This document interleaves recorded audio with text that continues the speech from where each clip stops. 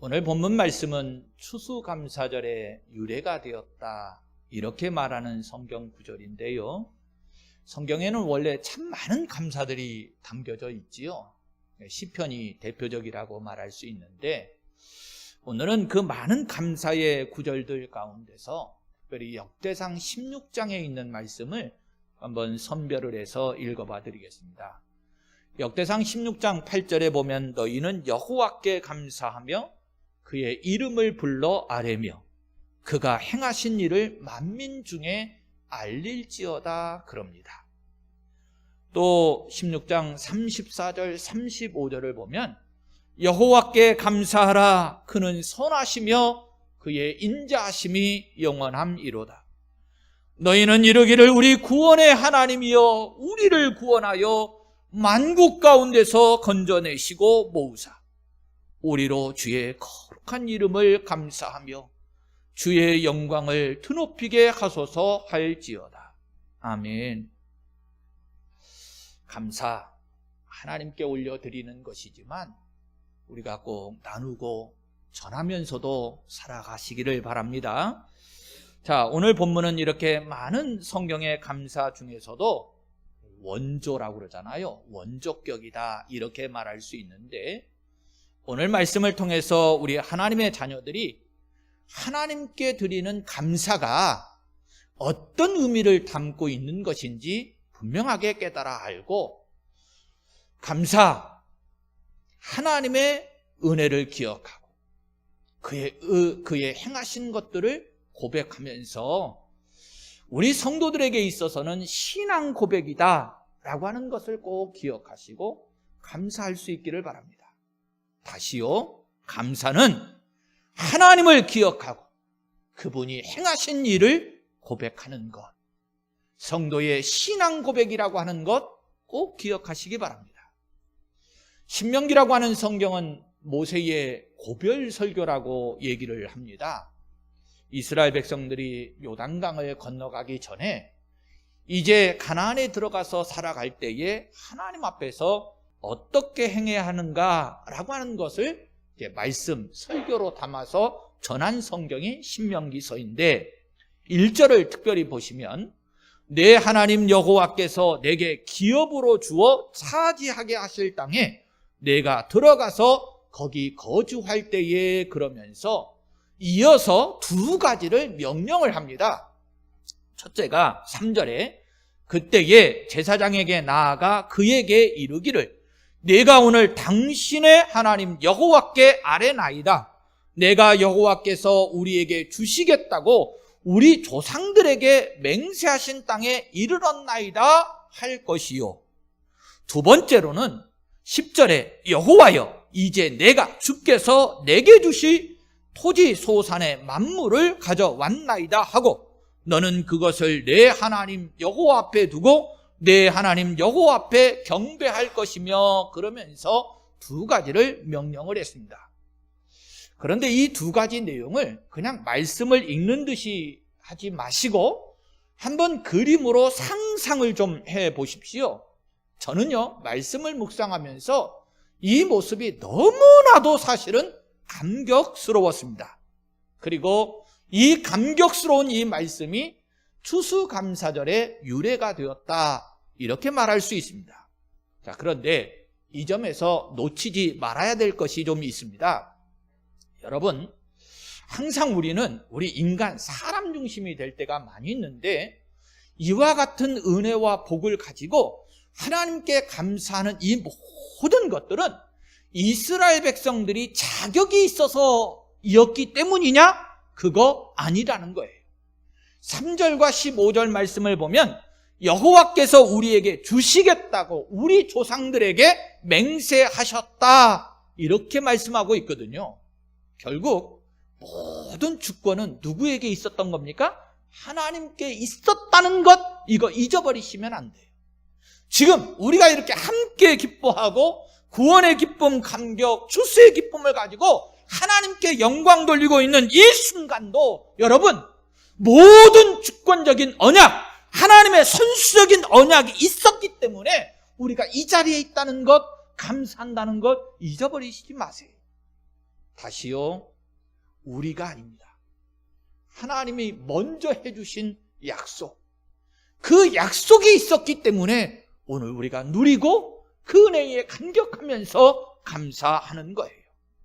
자, 그럼 오늘도 본문을 좀 읽어가면서 말씀에 담긴 의미를 생각해 볼 건데, 우리가 1절부터 11절까지의 말씀을 보았는데 추수감사절에 초점을 좀 맞추면 약속의 땅에 들어가서 이제 토지소산의 만물을 드리라, 이것이 이제 1절부터 12절까지의 중심 내용이라고 말할 수 있어요.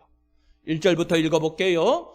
내 하나님 여호와께서 내게 기업으로 주어 차지하게 하실 땅에 내가 들어가서 거기에 거주할 때에 내 하나님 여호와께서 내게 주신 땅에서 그 토지의 모든 소산의 만물을 거둔 후에 그것을 가져다가 광주리에 담고 내 하나님 여호와께서 그의 이름을 두시려고 택하신 곳으로 그것을 가지고 가서 그때에 제사장에게 나아가 그에게 이르기를 내가 오늘 당신의 하나님 여호와께 아뢰나이다. 내가 여호와께서 우리에게 주시겠다고 우리 조상들에게 맹세하신 땅에 이르렀나이다. 이렇게 말씀해요. 여기 2절부터 3절 안에 몇 가지 복음적 요소가 농축이 되어져 있습니다. 첫째로는 2절에 여호와께서 그의 이름을 두시려고 택하신 곳이다, 이곳으로 가지고 가라, 이렇게 말씀하고 있는데 그 이름을 두시려고 택하신 곳, 이스라엘 백성들에게 있어서는 이제 유일하게 중앙에 성전 예루살렘 성소를 지어놓고 그것을 이제 대대로 성소를 삼고 그것을 가리키고 있는 내용인데, 하나님께서 왜 그 이름을 두시려고 택하신 곳이라고 딱 지정하셨을까? 그때 당시의 배경을 조금 우리가 이해하면 쉬운데, 사실 이방인들은 당시에 다신교적 사상과 예배 형식을 가지고 있었습니다. 그랬지요? 한신만 섬긴 게 아니고요, 지금도 태국 같은 데, 동남아 같은 데를 가보면 막 한 곳에도 여러 우상들을 만들어 놓고 이곳저곳에 이 신상을 만들어 놓고 그곳에서 제사하고 예배하는 것을 볼 수 있어요. 그것만이 아니에요. 이 신을 섬기다가 좀 뭐하면 신을 바꾸기도 합니다. 저 신 앞에 나아가기도 하고 또 이 신 섬기다가 또 다른 신 앞에 나아가기도 하고 그래요. 그런데 성도 여러분, 하나님, 유일하신 하나님, 이 하나님은 우리 사람의 선택과 우리 사람의 기호에 의해서 바꿀 수 있는 분인가요? 절대로 그렇지 않지요. 예, 하나님은 우리에게 유일하신 분입니다. 그래서 하나님께서는 이방 풍습을 따라서 이것저것 허락하시지 아니하시고요, 이 신 저 신 섬기다가 하나님도 끼워넣게 하시는 그런 방법을 원하시지 않아요. 오직 이스라엘에게 이방과는 구별되어져서 택하신 곳, 오직 한 분 하나님만 바라고 섬기라고 명령하고 계신 겁니다. 여러분, 우리에게 있어서 유일한 근거는 누구시지요? 하나님이세요. 잊어버리시면 안 돼요. 이것을 강조하고 있는 복음적 요소입니다. 한 분 하나님만을 경배하고 그분만을 인정하라는 거예요. 두 번째로는 제사장에게 나아가, 이렇게 말씀합니다. 여러분, 제사장 그러면 우리는 사람을 좀 생각하기 쉬워요. 그런데 구약 성경은 항상 그림자와 예표적 기준이 있다, 이렇게 말씀드렸지요. 이 제사장은 당시에 중보의 사역을 담당했던 이 직분이었고요, 신약 성경과 연결시켜서 보면 그리스도의 중보 사역을 예표하는 사람입니다. 제사장에게 나아가라 그러면 이 시대에는 여러분들이 목회자인 저 앞에 나오는 게 아니고 누구 앞에 나가는 거죠? 예수님 앞에. 중보자가 이미 실체가 되셔서 우리에게 오셨으니까 예수님 앞에 나아가라 라고 하는 복음을 담고 있어요. 세 번째로는 3절에 조상들에게 맹세하신 땅에 이르렀나이다 라고 하는 이 맹세, 우리의 신앙 고백이지요. 우리가 믿음으로 인정하는 거지요. 이 맹세를 담고 있는데 조금 이 맹세에 대해서 설명을 좀 드려볼게요. 이 맹세는 먼저 선수적으로 하나님께서 아브라함과 이삭과 야곱에게 세워주신 메시아 언약을 가리킵니다. 그래서 우리가 신명기서를 지금 보고 있는데 이 첫 장에서부터 마지막 장에 이르기까지 계속해서 이 신명기서는 반복적으로 조상들에게 언약하시고 맹세하시고 보증하여 주셨다라고 하는 것을 말하고 붙잡고 놓치지를 않고 있어요. 왜 그렇습니까? 하나님과의 관계는요, 여러분 분명히 기억하셔야 됩니다. 언약적 관계입니다. 하나님이 우리에게 언약, 약속하신 거예요. 그것을 믿는 것이 믿음입니다.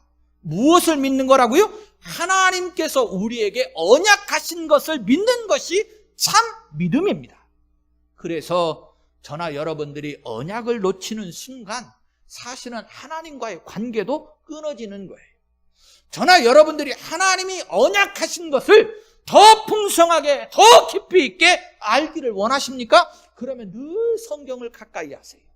성경 중심의 신앙생활을 하세요. 왜요? 하나님의 언약을 믿는 것이 믿음이고 하나님의 언약 안에 살아가는 것이 구원받은 자녀들의 신앙의 삶이기 때문에 그래요. 즉 하나님의 언약을 모르면 모르는 만큼 우리의 믿음은 약할 수밖에 없습니다. 하나님의 언약이 풍성하면 풍성해지는 만큼 우리의 믿음은 장성한 분량에 이르고 성장해 갈 수 있어요. 그래서 우리가 신앙생활을 하실 때에 기도도 열심히 하고 봉사도 열심히 하고 선교도 열심히 하고 많은 일들을 할 수 있습니다만 여러분 진짜 최고의 신앙생활은 어디에서부터 시작되어지느냐? 말씀에서부터 시작된다는 것을 잊어버리지 마세요. 그래서 우리 성도님들이 항상 성경을 가까이 하시고 말씀 중심의 신앙생활을 할 수 있었으면 좋겠어요. 다시요, 하나님과의 언약이 놓치게 되면 하나님과의 관계도 끊어진다고 하는 것을 잊어버리지 마세요. 그래서 15절에서도 우리 조상들에게 맹세하여 우리에게 주신 그러면서 거듭해서 반복적으로 그렇게 고백하고 있는 거예요. 또 1절부터 11절까지를 보면 주시겠다고 주셨나이다, 가져왔나이다 이것을 계속해서 말씀하는 구도로 되어 있습니다. 특별히 성경에서 만물이라고 그랬죠? 우리가 이제 첫 열매다 이렇게 말을 하는데 성경적 사고, 성경적 개념으로는요, 이 만물, 첫 열매라고 하는 것은 전체적인 것을 대표하는 것을 의미를 담고 있어요. 로마서 11장 16절에 보시면 제사하는 처음 익은 곡식 가루가 거룩한 즉 떡덩이도 그러하고 뿌리가 거룩한 즉 가지도 그러하니라 이렇게 말씀해요. 이 말씀을 우리 성도들 교회에 적용을 시키면 교회의 머리는 누구시지요? 예수님이시잖아요. 예수님이 거룩하시면 그러면 그 몸, 지체를 이루고 있는 교회, 우리도 어떤 존재가 되는 거예요? 거룩한 존재가 되는 거예요. 여러분, 교회가 거룩합니까? 거룩하지 않습니까? 죄인들이 모인 공동체, 사람의 공동체, 저와 여러분들은 어떻게 평가하고 생각하실런지 모르지만 성경적 개념으로는 교회의 머리 대신 예수님이 거룩하니 그 몸을 이루고 있는 성도들도 거룩하다 이렇게 말씀해요. 요즘 세상이요, 교회를 여러 가지로 비판적으로 부정적으로 평가하는 경향이 많습니다. 세상이 아무리 교회를 부정적으로 평가해도 성경은요, 하나님은 우리를 어떻게 인정하시느냐? 예수님이 거룩하시니, 머리 대신 예수님이 거룩하시니 그 몸을 이루고 있는 교회도 성도들도 거룩하다. 할렐루야. 우리가 인정하던 인정하지 않던 이미 하나님은 저와 여러분들을 거룩한 존재로 인정해주고 계신 거예요. 이런 맥락에서 약속의 땅에서 거둔 토지의 모든 소산의 만물, 첫 열매, 이것은 결국 무엇을 상징하고 있느냐? 예수 그리스도를 상징을 합니다. 왜냐하면 성경에서 고린도전서 15장 20절에 첫 열매가 되셨도다 이렇게 증거하고 있기 때문에 그래요. 그래서 4절에 보시면 제사장은 내 손에서 그 강주리를 받아서 내 하나님 여호와의 제단 앞에 놓을 것이며 이렇게 말씀하셨던 거예요. 자, 장로님들 준비해 주시죠. 제사장은 내 손에서 그 강주리를 받아서 내 하나님 여호와의 제단 앞에 놓을 것이며, 자, 방송실 화면 좀 조정해줘요.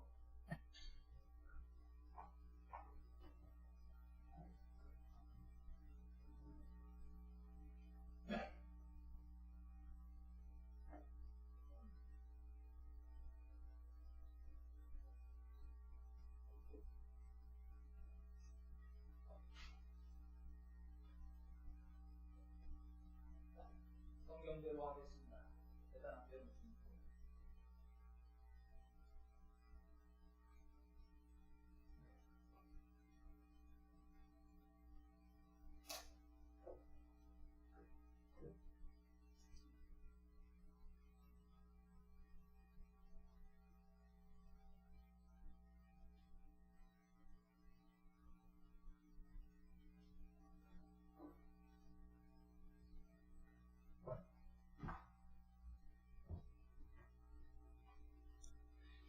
하나님의 백성들이 가지고 온 토지 소산의 만물을 여호와의 제단 앞에 놓아라. 오늘 우리 강단에 우리가 가지고 온 토지 소산의 만물들로 장식이 되어져 있습니다. 이 일을 위해서 수고해 주시고 또 헌물해 주신 모든 분들께 진심으로 감사합니다. 왜 추수감사절의 절기에 이렇게 강단을 장식해야 하는지 그 의미를 이제 아셨으리라고 생각합니다. 올해는 제가 들으니까 우리 성도들이 드린 헌물이 부족해서 많은 것들을 구입을 해가지고 이곳을 장식했다 이렇게 들었어요. 내년에는 우리가 농사지은 토지의 소산의 만물을 들여서 온전히 장식되었으면 합니다. 꼭 내년에 우리 성도들이 기억하시고 그렇게 헌물해 주시면 좋겠어요. 자, 5절로 가겠습니다. 너는 내 하나님 여호와 앞에 아뢰기를 내 조상은 방랑하는 아람 사람으로서 애굽에 내려가 거기에서 소수로 거류하였더니 거기에서 크고 강하고 번성한 민족이 되었는데 합니다. 이것은 전적으로 하나님의 은혜를 회상하면서 감사를 드리는 장면입니다. 6절과 7절 애굽 사람이 우리를 학대하며 우리를 괴롭히며 우리에게 중노동을 시키므로 우리가 우리 조상의 하나님 여호와께 부르짖었더니 여호와께서 우리 음성을 들으시고 우리의 고통과 신고와 압제를 보시고 여호와께서 강한 손과 편팔과 큰 위엄과 이적과 기사로 우리를 애굽에서 인도하여 내시고 이곳으로 인도하사 이 땅 곧 젖과 꿀이 흐르는 땅을 주셨나이다 합니다. 그리고 10절의 앞에 부분을 보니까 여호와여 이제 내가 주께서 내게 주신 토지 소산의 만물을 가져왔나이다 그러면서 구하라 구하고 있습니다. 다시 한번 요약을 좀 할게요. 3절에서는 우리에게 주시겠다고 우리 조상들에게 맹세하셨는데 9절에서는 젖과 꿀이 흐른 땅을 주셨나이다 말씀하고요.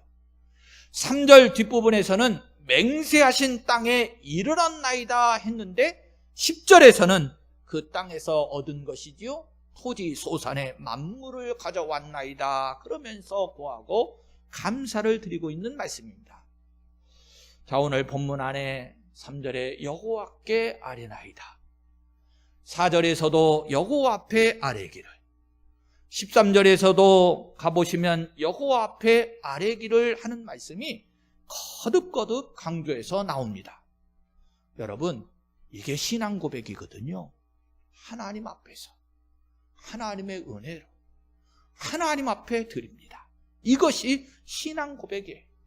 이스라엘 민족이 지금 모세가 이거 잊어버리지 말라고 너희들 가나안 땅에 들어가서 행할 때에 이 신앙 고백 속에 살으라고 방랑하는 아람 사람으로서 애굽에 내려갔는데 거기에서는 소수로 거류하였는데 거기에서 크고 강하고 번성한 민족이 되게 하시더니 애굽에 내려가서 바로의 노예가 되었던 우리들 이 야곱의 자손들 하나님께서 우리를 어떻게 구원해내시고 어떻게 번성하게 하셨는지, 이 약속의 땅까지 어떻게 인도해 주셨는지 너희들 잊어버리지 말고 거듭거듭 여호와 앞에서 드리며 신앙 고백하며 살아가라고. 할렐루야.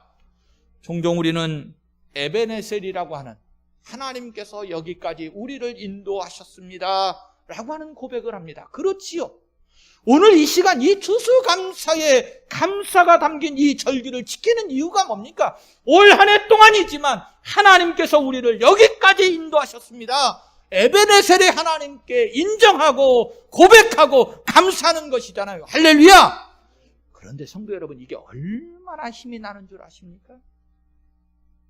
나의 나된 것은 하나님의 은혜입니다. 하나님께서 나를 여기까지 인도하셨습니다. 내 모습 이대로 하나님 앞에 드립니다. 이것을 되돌아보면 볼수록 감격하고요, 이 감격을 되새김질하면 할수록 나의 믿음은, 나의 기쁨은 더욱더 커지고 성장되어지는 줄로 믿습니다. 이게 얼마나 큰 하나님의 신앙의 활력소가 되는지 몰라요. 이 부분을요 그냥 놓치기가 아까워요. 신약 성경으로 가보면 에베소서 2장 11절에서 13절에 그럽니다. 그러므로 생각하라. 다시요. 그러므로 생각하라. 이전 것을 생각하는 것인데요, 너희는 그때의 육체로는 이방인이요 손으로 육체에 행한 할례를 받은 무리라 칭하는 자들로부터 할례를 받지 않은 무리라 칭함을 받는 자들이라. 그때에 너희는 그리스도 밖에 있었고 이스라엘 나라 밖에 사람이라.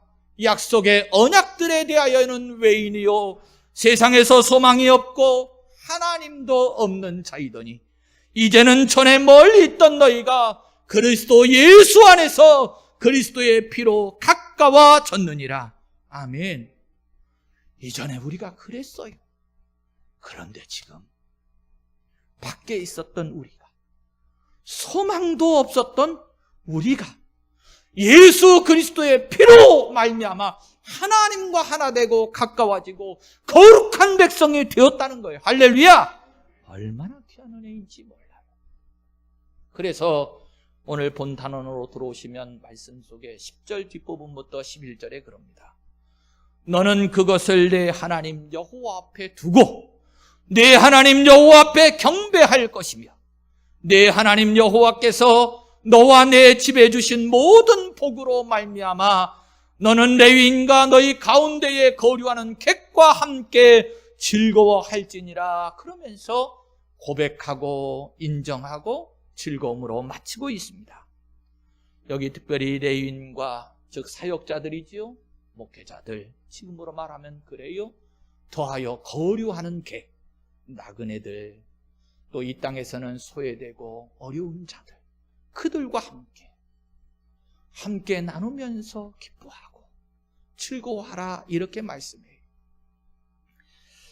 저는요 이 성경 말씀을 읽어가면서 준비하면서 참 마음이 설레고 좋았습니다. 이 말씀은 놓치지 말고 우리 자녀들한테 읽혀주고 전해줘야 되겠다. 모세가 다음 세대가 될 이스라엘 백성들, 가나안 땅에 들어가서 하나님의 자녀로 살아갈 이들에게 어떻게 살고 어떻게 감사해야 되는지, 감사는 무엇인지, 신앙 고백이라는 사실을 말씀으로 전해주고 있었거든요. 저도 이 시간 여러분들에게 전하고 있는 것이고요, 여러분들은 또 받아서 우리의 자녀들에게, 다음 세대들에게 이렇게 하라고, 이런 신앙 고백을 하나님 앞에 감사가 담긴 이 신앙 고백을 드리며 살아가라고 전해주어야 될 줄로 믿습니다.